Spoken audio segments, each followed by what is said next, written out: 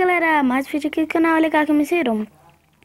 E dessa vez aqui, galera, trazendo para vocês mais um vídeo. E galera, nesse vídeo aqui, vocês vão estar notando alguma coisa diferente no meu celular.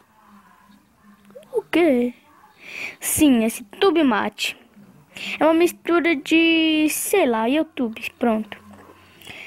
Assim, você entra nele, você pode baixar os vídeos que você quiser. Eu, no caso, baixei o do Authentic Games, que eu sou fã dele.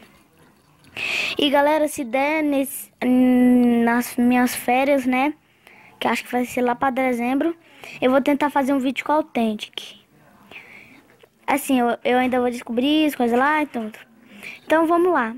E galera, lançaram a versão 0.13. No vídeo anterior, que foi da nova intro, eu deixei o link dela na descrição. Então vocês vão lá e passam lá. Vocês baixam aqui. E galera, pera aí, entrei no mundo assim aqui num servidor sem querer. Travou, bugou. Bugou. Calma aí, gente, bugou aqui. Bugou.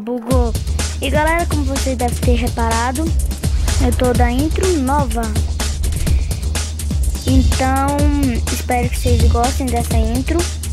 Eu demorei um pouquinho para montar ela.